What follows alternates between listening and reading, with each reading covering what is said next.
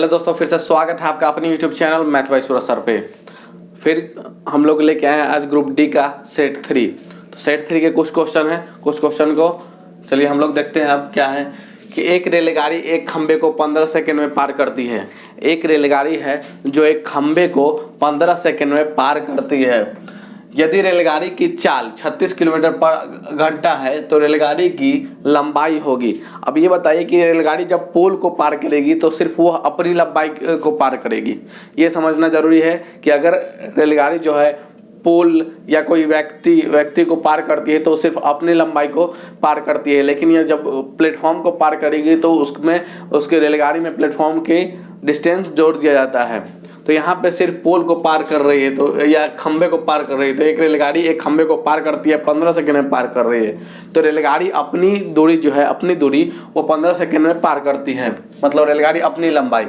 तो यह कह रहा है कि यदि रेलगाड़ी की चाल 36 किलोमीटर प्रति घंटा है, यानी अगर रेलगाड़ी की चाल 36 किलोमीटर प्रति घंटा है तो इसको सबसे पहले मीटर से प्रति सेकंड में चेंज कीजिए। 36 किलोमीटर पर आवर को अगर 36 किलोमीटर पर आवर को मीटर पर सेकंड में चेंज करने के लिए 5/18 से गुना होता है। कितना होता है? 5/18 से गुना। और अगर मीटर पर सेकेंड दिया हुआ है और उसको चेंज करना हो किलोमीटर पर आवर में तो 18/5 से गुना होता है।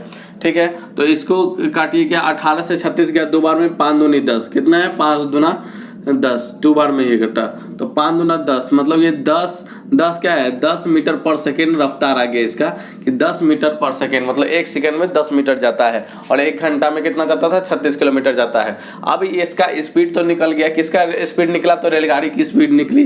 रेलगाड़ी का स्पीड निकल गया आपका 10 मीटर पर सेकेंड, 10 मीटर पर सेकेंड। और ये रेलगाड़ी जो पार करती है वो टाइम भी दिया हुआ है कि 15 सेकेंड में वह एक खंबे को पार करती है। खंबे मतलब वो अपनी लंबाई को 15 सेकंड में पार करती है।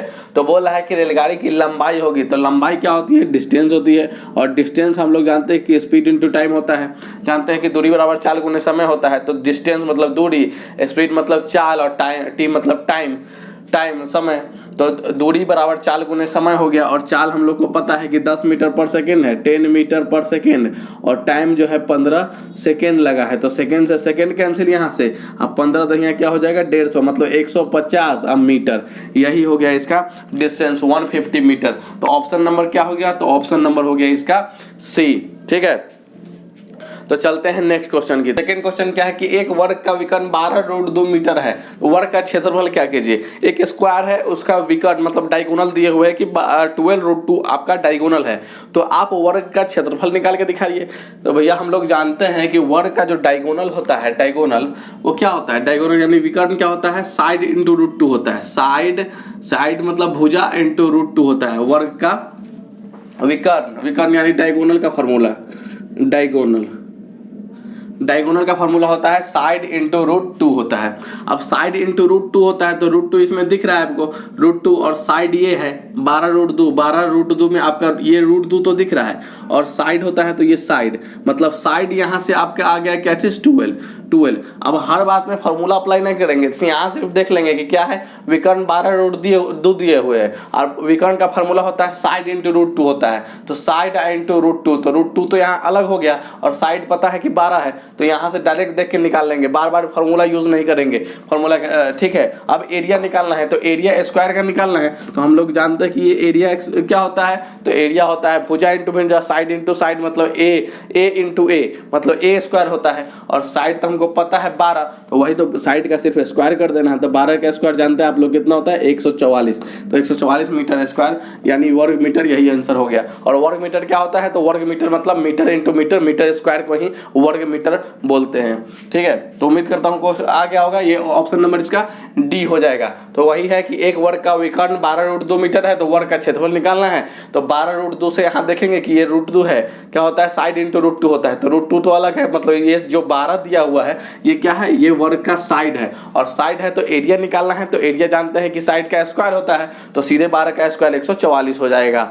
ठीक है, तो चलते हैं नेक्स्ट क्वेश्चन की तरफ। एक वर्ग की भुजा में 10% की वृद्धि की जाती है, मतलब एक वर्ग का जो साइड है उसमें 10% की क्या कर दी जाती है? वृद्धि कर दी जाती है। तो वर्ग के क्षेत्रफल में कितने प्रतिशत की वृद्धि होगी? तो इस प्रकार का क्वेश्चन आते रहता है और इसमें जो है सक्सेसिव केस लगेगा। क्यों लगेगा? देखिए कि एरिया हम जानते हैं कि एरिया क्या होता है वर्ग का, तो एरिया होता है एरिया जो होता है वो होता है side into side, side into side. अब बोला है कि साइड में जो है 10% की वृद्धि होती है, मतलब यहाँ भी 10% का वृद्धि होगा और यहाँ भी 10% का वृद्धि होगा, मतलब लगातार 10-10% का 2 बार वृद्धि हो रहा है।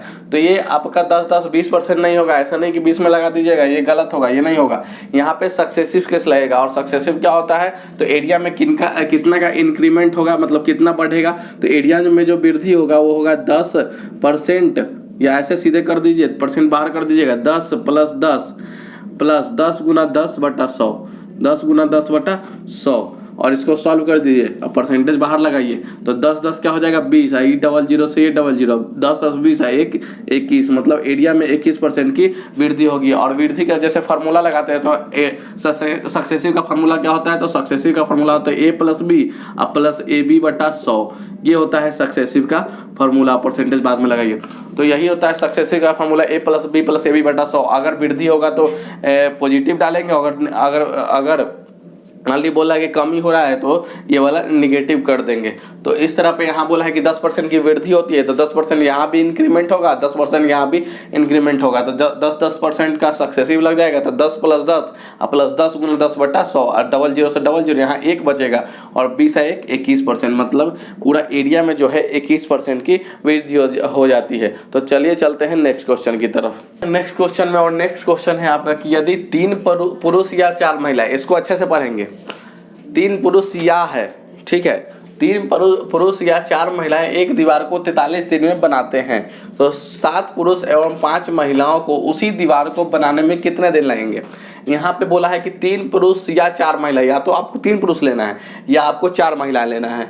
एक दीवार को 43 दिन में बनाते हैं, तो 7 पुरुष एवं 5 महिलाएं, यहाँ दोनों है, 7 पुरुष एवं 5 महिलाएं, दोनों के एक साथ उसी दीवार को कितने दिनों में बनाएंगे, बनाने में कितने दिन लगेंगे। तो सबसे पहले रेशियो निकालेंगे। क्या चीज़ का रेशियो, आप बोलेंगे क्या चीज़ का रेशियो भाई, तो यहाँ पे 3 पुरुष और 4 महिला, यहाँ लिखेंगे 3 मैन इक्वल टू 4 वुमेन के बराबर है। 3 मैन जो है वो 4 वुमेन के बराबर है, तो मैन इज टू वुमेन का रेशियो जो है 4:3 आएगा। मतलब अगर आदमी 4 काम करता है तो औरत 3 काम करती है, ठीक है, ये आया कि आदमी 4 ठो तो औरत 3 ठो। अब क्या बोला है कि 7 पुरुष एवं 5 महिला, अब इसमें से एक किसी को ले लेंगे, किसी एक को लेंगे कि 3 पुरुष ये ले लो या 4 महिला ले लो।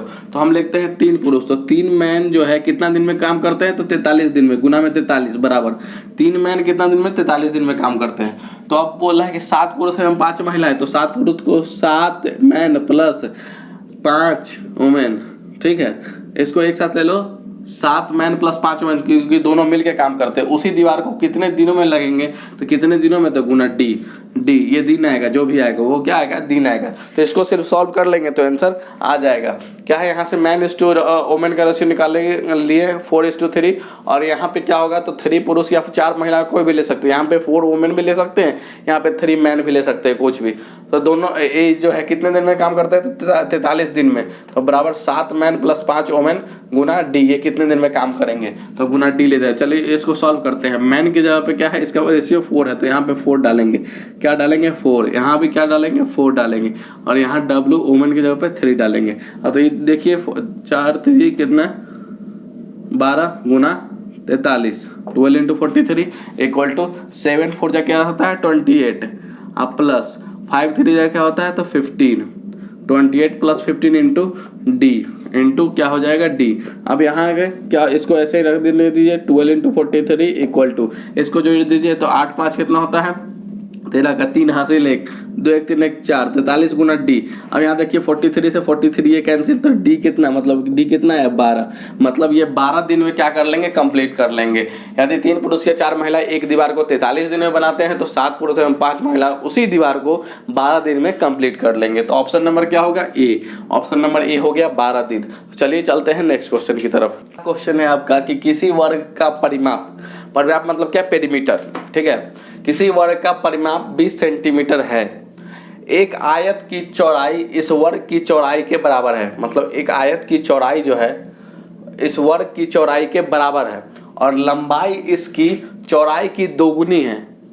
तो बोल रहा है कि आयत का क्षेत्रफल वर्ग सेंटीमीटर में बताइए। वर्ग सेंटीमीटर मतलब क्या, centimetre into centimetre, centimetre square, ठीक है। तो सेंटीमीटर स्क्वायर में बताना है कि आयत का क्षेत्रफल। अब देखिए स्टार्टिंग करते क्या कि किसी वर्ग का परिमाप 20 सेंटीमीटर है, तो वर्ग जो होता है उसका परिमाप क्या होता है, तो वर्ग का स्क्वायर का चारों साइड क्या होता है, इक्वल होता है। और इक्वल होने के कारण सभी साइड अगर ए है तो उसका परिमाप क्या हो जाएगा, 4a हो जाएगा। क्या हो जाएगा, 4a। तो स्क्वायर का जो पेरीमीटर होगा, स्क्वायर का जो पेरीमीटर यानी परिमाप वो होगा 4a।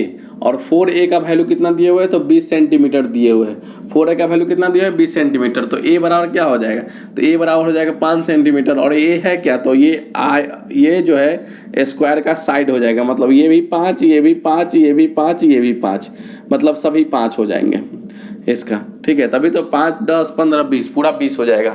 अब कह रहा है कि आयत बनाना है। क्या बनाना है, आयत का क्षेत्रफल निकालना है। तो आयत होगा एक ठो। अब आयत जो कह रहा है, मान लो ये आयत हुआ, ठीक।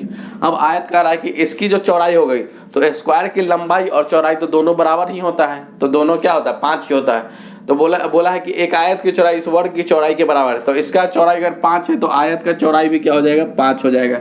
अब कह रहा है कि इसकी चौड़ाई की दोगुनी है, मतलब कि आयत का जो लंबाई है और लंबाई इसकी चौड़ाई की दोगुनी है, मतलब आयत की जो लंबाई है वो स्क्वायर की चौड़ाई की दोगुनी है। तो स्क्वायर की चौड़ाई 5 है, तो इसका लंबाई जो है 5 दूना क्या हो जाएगा, 10 हो जाएगा, 10। अब कह रहा है कि आयत का क्षेत्रफल निकालिए। तो आयत का क्षेत्रफल तो हम लोग जानते हैं, एरिया ऑफ रेक्टेंगल बराबर क्या होता है, L इंटू बी। और L क्या होता है, तो L है भाई 10 आया हुआ है, L इक्वल टू 10 है, B इक्वल टू क्या है, 5 है। तो L हो गया 10 इंटू बी इक्वल टू हो गया 5। और दोनों में क्या है, सेंटीमीटर इंटू सेंटीमीटर, तो क्या हो जाएगा, सेंटीमीटर स्क्वायर हो जाएगा। तो 10 5 क्या हो जाएगा, 50 सेंटीमीटर स्क्वायर। यही हो जाएगा आपका आंसर। तो ऑप्शन नंबर क्या हो जाएगा, A. Option number A 50 centimetre square. तो उम्मीद करता हूं कि सेशन अच्छा लगा होगा, और अगर सब सेशन आपको अच्छा लगा होगा तो लाइक करें, सब्सक्राइब करें, कमेंट करें तथा अपने दोस्तों में फैला दें। तो मिलते हैं नेक्स्ट वीडियो में, तब तक के लिए धन्यवाद।